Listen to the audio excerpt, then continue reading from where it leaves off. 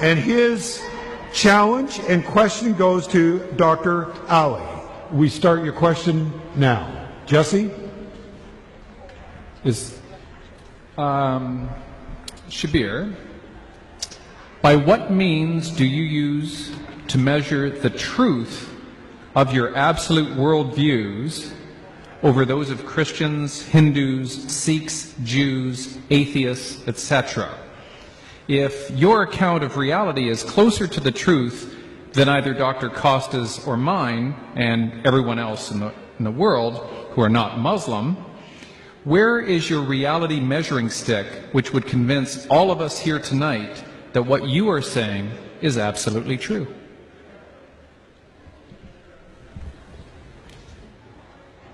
You can also come here. Please. Yeah.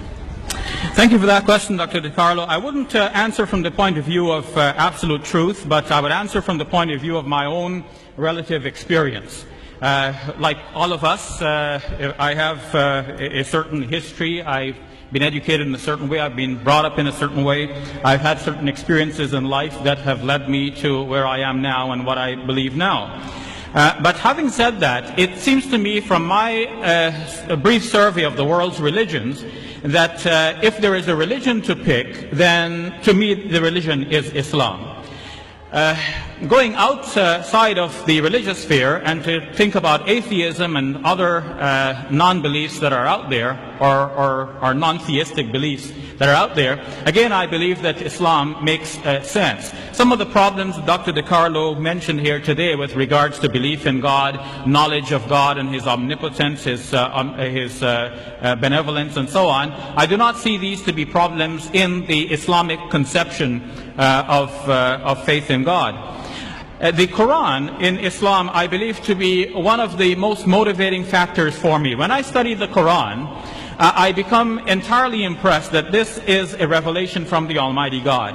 One of the things that confirm this for me in modern times is noticing that there are certain mathematical patterns in the Quran that go beyond the mere meaning of the text. And this is a modern discovery. Prior to the age of the computer, we were not able to do these studies on the computer. Some people have done studies like this with regards to the Bible. There was Ivan Panin, and more recently Michael Drosnin and Jeffrey Satinover. But all of these studies have been discarded and discounted by those who have reviewed them independently. In the case of the Quran, on the other hand, there are many numerical correspondences between things, between numbers of verses, between numbers of chapters, numbers of words, numbers of letters. And it's forming such a tight-knit composition that it is clear that whoever authored this book it has a very deep interest in numbers, has a sharp mind that could keep track of the numbers over the 23 years over which the Quran was being revealed, a piece at a time in a wide variety of circumstances, and didn't tell anybody about this until we can discover it only now. To me, this is the mind of God behind the Quran that we're now discovering. For example, one of these aspects is the number of times words occur in the Quran that are meaningful in terms of the numbers and in terms of each other. For example, tonight our debate is about Jesus. The Quran says that Jesus is like Adam, and the Quran means but they're both created by God.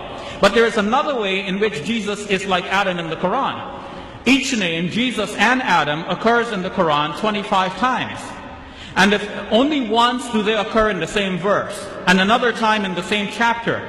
To think of the other 23 occurrences scattered in a variety of chapters in the Quran. Some chapters mention Adam but do not mention Jesus. Some mention Jesus but not Adam.